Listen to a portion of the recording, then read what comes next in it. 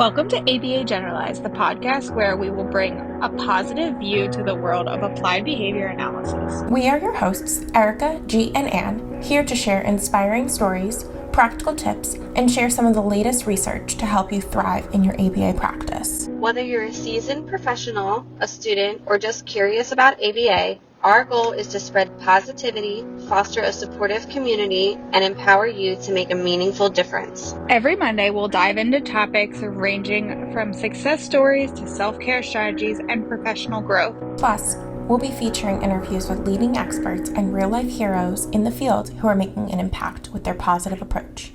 Don't forget to follow us on Instagram at ABA Generalized the pod and send us your thoughts, questions, or success stories to aba.generalized.podcast@gmail.com. Also, be sure to rate, review, and subscribe. So grab your headphones, get comfortable, and join us for today's episode of ABA Generalized. All right, welcome everyone. Today we're going to talk about tacting. For season 2, we're kind of just going to focus on different elements of the competency assessment and kind of talking through different vocab and topics that, again, are on the competency. So today we're going to do tacting. So, Anne, Erica, anyone want to define tact? Anyone? Okay, so tacting is a fancy word for labeling. What? What? No. So tacting is just labeling or identifying objects, actions, and events in the environment. So what that looks like is in sessions, you could be using pictures and saying, "What's this?" And then they say what it is, or objects. Stimulus. Yeah, so the SD would be, "What's this?" And they would say, "Spoon." I had a kiddo that we literally all summer, or like while we were virtual 2020, all we did was tact. Like literally 2 hours. What else can you do? What else can you do virtually? Tact. But also like changing up the SD to make sure that it's also staying within that like element of the tacting too. So like obviously tacting is just our labeling. So we can't say like match, or we can't say like find the same or like fill in the blank for tacting specifically. Mm-hmm. So tacting is literally asking, what is this? You're not going to ask them if they can, you're just not going to use a different SD with that, but you can change up the wording a little bit when it comes to like asking for them to label it, right? Like mm-hmm. You could be like, "Oh, I see, or whatever." I mean, technically that would be an intraverbal here under something else. But Janae said you're holding it up. If you were to say that without holding an object up, that's an intraverbal. But if you have a picture or whatever, that is a tact. I guess so. I will have to go back to Janae, because Janae said you use all 5 senses for tacting. And so it can be something you hear, smell, taste, see, touch. Did I get it? You could be like, "I smell." Oh, do you smell that? Like, "I smell cookies." Like, Do you smell that? It smells like up dog. I'm going to. I wish that we were in person with one another, because I would have thrown like something at you for that one. But anyways. But yes, so like we want to make sure that we're not always using the same SD, but like at the same time, we kind of have to make sure it's falling under that same category of the tacting for our SD. And for those who don't know what an SD is, that is your discriminative stimulus. And we already went down a rabbit hole about Anne and I not remembering what it stood for, and then finally figured it out. But we knew the whole time. Yes. And also, you don't have to, like in a natural environment for tacting, if you're not saying "what's this" and a kid is already labeling their environment, that's called so I was going to say that's called an impure tact, but wouldn't that be a pure tact, because you don't have to give the SD, and then the impure tact would be us providing the SD? What rabbit hole did you just go down? Question for the peeps. And why do you do this to me? Okay, impure tact versus Well, pure tact. what Hold, rabbit hole did please. we just go down? Hold. Okay, so pure tacts are those that occur only under the control of a nonverbal antecedent, while impure tacts are those that occur under the control of antecedent stimuli. So, for example, an impure tact is going to be what we normally do when we ask and we're controlling the situation, whereas a pure tact is going to be that they see in their environment and they start labeling things. Okay. Right? That makes sense. Yes, because so the way that you read it was like the antecedent is what's this, and then the behavior is them tacting, and then the consequence is likely praise if they get it right. So, and if it's a pure tact, then you don't have that antecedent of what's this. Yeah. So I mean, obviously, thank you, Google, for refreshing our memories on things that we should know things about, but yet still to this day, almost 4 years of being a BCBA, I still have to look things up. Because it's hard. Vocab and ABA is not simple. No, it's not. But so Google. And that doesn't make you a bad BCBA either. There's too much to remember. Asking questions and trying to clarify is always better than giving the wrong answer and not clarifying and leading people in the wrong direction. So that's why we're here, to try and help lead you in the right direction, even though we're probably Googling some of the stuff, because that's what it's fine.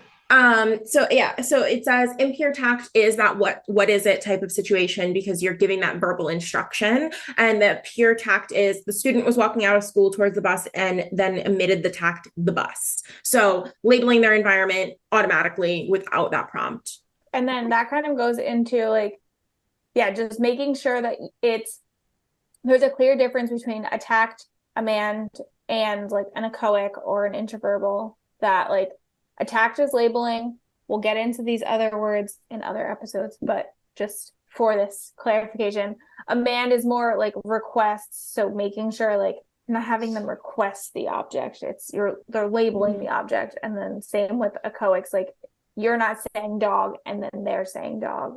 It's them saying it right themselves.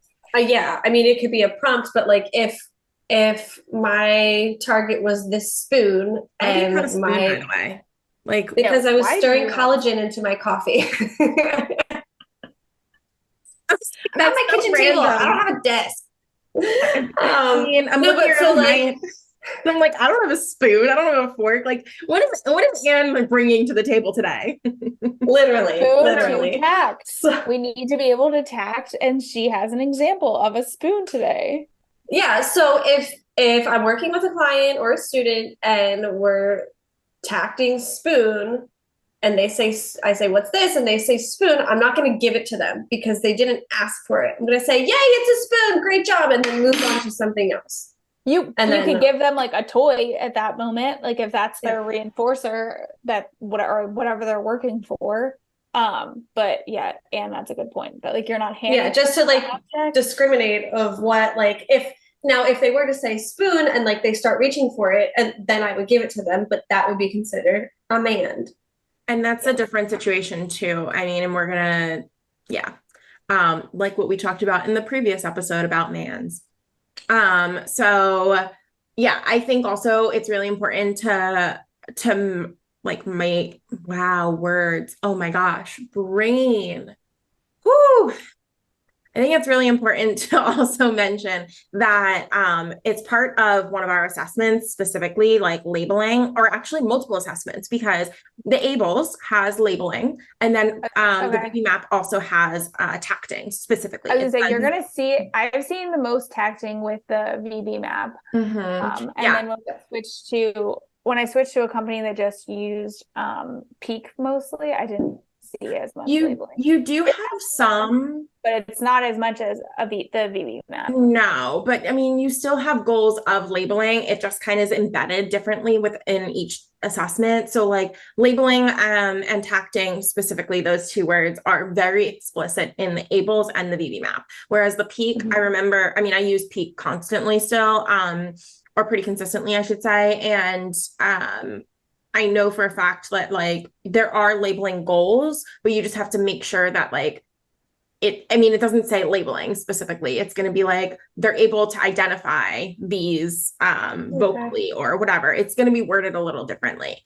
But what I was getting at is it's definitely one of our foundational skills. So, in order for a child to build on their language, we need to make sure that they're able to label things before they can even, like, most of the time, before they can even request for the item, right? And like most of the time, even before they can find it in their environment, we're working heavily on tacting. Tacting is probably one of the second things, right, Anne? I think it's one of the second things that we teach specifically.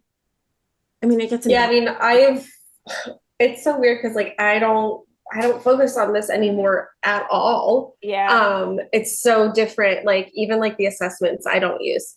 Well, I feel like the Um, tax and demands kind of like go hand in hand in like they the go beginning together. Like those are too. the two Yeah. that you're if the client you're working with has zero language, like if you're starting from scratch and they're brand new to ABA and they have nothing in the repertoire, these are the two you're gonna start with, tacting and manding. And I've seen Just the because most, it's gonna replace those behaviors. right, exactly. And I've seen the most success with like learning how to tact like the familiar objects first. So that way Mm-hmm. that then they can start manding for those objects. Okay, now I know what Yeah. the gold or how to say goldfish, because that's I know we talked about edibles, but whatever, that's just what came to my head. Um, but Child that's could like still my want preferred, goldfish, though. It's still, they can Yeah. man for it. right. But then did you Foods and drinks, I feel, are the common mans. Now, yeah. not to get off topic for mans, but like I think that like those are the top two because I don't know about you, but I'm food motivated. So As long as it's not being used as a reinforcer in our eyes, we're fine, obviously, with labeling and like requesting for it because you can't withhold foods and drinks from kids. Like, no, but please don't. yeah. Anyways, that's a whole other. But yeah, so that's like so yeah, they go very much hand in hand. It's really, as we mentioned, like you have to be careful. Are you asking for a tact? Are you asking for a mand? And like especially recording that data, if you have both of them in the program, making sure that you're running that correctly because they can get very easily intertwined with each other. And I think we should also just touch on like tacting with different disabilities we talked about in the AAC episode. If you want to go back and look, you can tact even though you don't have a verbal voice. I'm still a little salty that it's still labeling. But it's fine. It's fine. It's labeling. We learned something new. Individuals with all abilities can tact. Yeah, that they can. Yes, they can. And I think that it's also important for us to mention that I think I feel like when we go into a session, if just a typical day, you see a lot of kids having that discrete trial training, sitting down, doing like fluency drills. Like I did fluency drills with a lot of my kids when I was attacked. And I try to do them still with a lot of my kiddos while they're developing and while they're trying to, build their language. And the faster they're able to identify it, the quicker they're able to run through it, right? And like if you're able to like label, then you're gonna build on that skill. Well, it's also super important to do that in your natural environment. So like go out into the community, go do this elsewhere. Like start just pointing, oh, I see truck. Oh, what do you see? Like I see I, it. yeah, I find myself doing that with my son now. I mean, he's 9 months old, and I find myself just like car, ball, dog, and just like, using one words also to like keep it as simple as possible, but just start labeling things because he's looking at them. He's obviously interested in what he's seeing. So let's add a verbal to it. If we say it enough times, he is going to pick up on it. Think about just narrating everything that's going on around you. Like just so like, the more that we're talking around our clients and students, the more likely they're going to start repeating us and like making those connections of like, oh, that has a name and it's this. I also want to mention too that like it doesn't have to always be an object or, an item. That's a good It can point. be an activity too. Actions. Actions, playing a game specifically, like prepositions are tacting, pronouns are Yeah. tacting. I'm just trying to like think, what else? Actions. Like I remember doing like tacting, teaching tacting actions with pictures, like what are they doing? Running, Mhm. eating, sleeping, blah, blah, blah. And then expanding that vocabulary to like pairing a noun with the verb. So like Yes. girl Yep. sleeping or brushing teeth or oh my I God, it's ran all so many. flooding back. I was gonna say I ran so many of those programs. That program is like I could do it in my sleep. Yeah. But I And I'm mean, sure everyone used the same, especially at the company we all worked for. I think everyone used the same deck of cards too. So you knew exactly what Oh each of the yeah. cards meant. I still have them. Actually, we had a template. Erica, remember who made the template? And I printed out all of those. There were three different pictures of each action, and Oh, I was Jane like, "This knows. is incredible." Jane knows too, because that's I had, basically what we all used in every session at Yeah. that company. And I mean, I still have them. They're not in great shape because I had to put like a tacky stuff behind them because my client would just like swipe them. So we put them like a tacky something on the back, and now like it sticks gotta to love a good swipe of the cards. Good swipe. a good little swipe. Um, what else do we want? I think we should just also talk about oh my God. Okay. Yep. Here's words for me. Let's try that again. Generalization of tacting. We kind of just touched on it with Anne saying like naturalistic tacting, while you're out. I think that is, it's like one of the most beneficial. If the kid doesn't know that their kid or client, sorry, they're not all kids, any client is interested in something and they're just like they don't know that they're learning specifically, they are going to be so much more responsive to what you're saying to them. I feel like as soon as a kid like knows that they're sitting at a desk and they have to learn, they have to sit still, like yeah, will they do it? Sure, like you can establish that control and of the environment and everything. But if the kid doesn't know they're learning and they're just out on the swing and hey, that's a tree, that's a bird, there's a blue sky, that is going to be way more beneficial, at least I to get started. It's also not always socially appropriate for a kid to be sitting at a table. So, like, doing Great point. anything that's socially significant once again and like appropriate for that child, and what their means are, right? So, like, we can't always expect a kid to, especially like our little babies, our two and a half, like, Yep. our 18 months to like four, maybe three and a half. Mm-hmm. I don't even have my 3-year-old that I work with right now sitting at a table. I have him going around in the environment, playing and learning that way.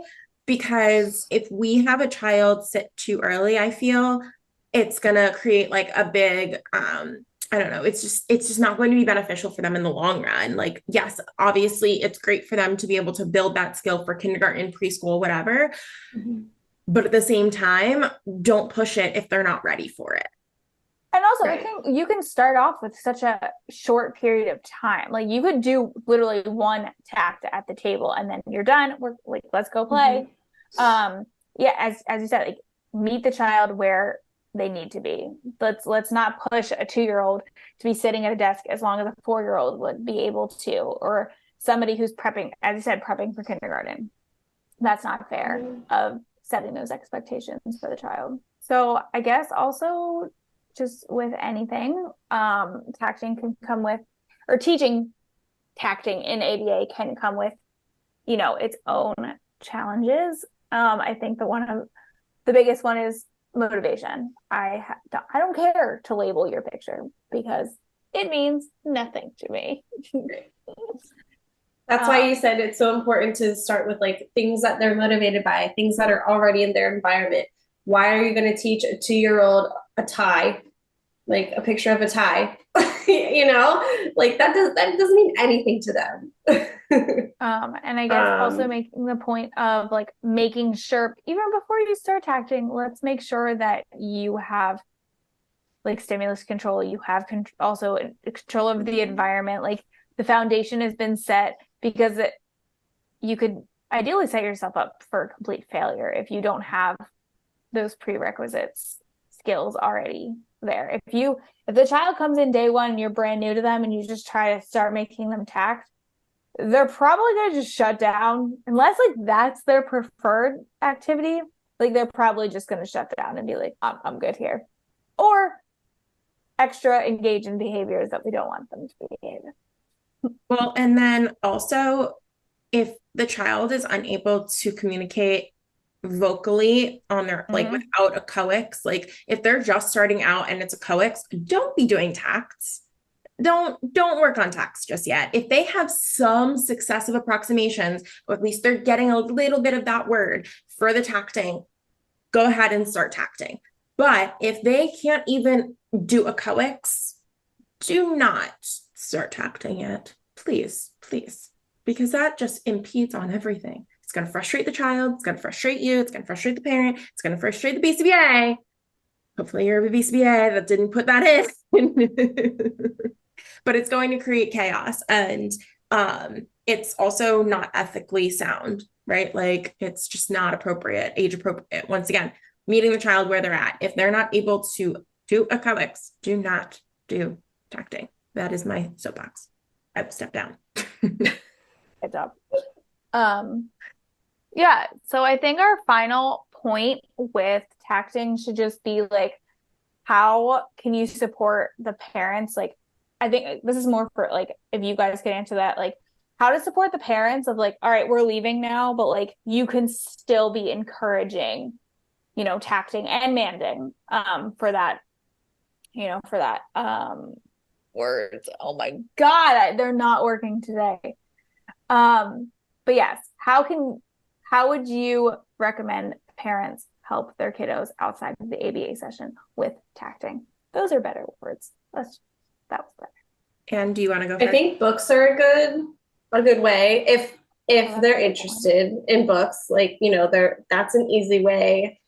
If they can't access their community that easily, maybe starting with those, and you can connect with your kid at that time. I mean, if they're open to it, I've had some parents like run through cards outside of sessions just to keep up with it. I've also had other parents make their own materials that like they would do and run through tacting like that. I had another kid who we would go to the mall in the community, and he was starting to learn how to read earlier than typical and would like to read all the store signs. So we would do that sometimes. We would walk around the mall, and we were mostly focusing on safety. Like, you stay with mom and dad when you're out in public, blah, blah, blah. And he like would go around and he would just read all of the signs. And that is, that was motivating to him at that time. So we took advantage of it. Ways that I have encouraged parents too is through shows. If the child is super motivated through like watching certain movies or, even like TV shows or playing games on their iPads or whatever, because all of our kiddos are iPad generation now.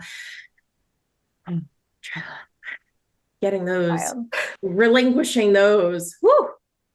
Ooh, mama. Yeah. But, that's a whole other episode. But anyways,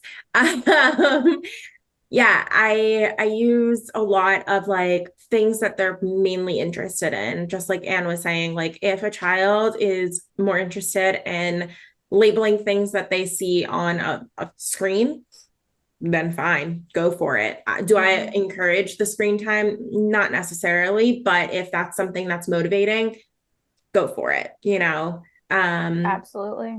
Especially like use what's motivating. Exactly. Like if they're not interested in books or like anything around them, then and the iPad's the only thing, have them tact what they see.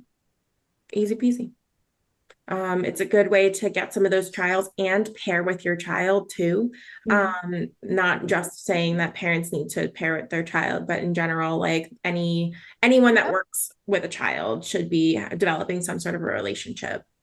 Absolutely. And if honestly, if you're a parent who has a full-time job and you know that your child has therapy sessions like after you get home from work, there's not much time. Like, I mean, I guess like the weekends and whatever, but there's not much time that you know get to spend that one-on-one. So why not spend that quality time with your child and also help them learn and achieve new skills?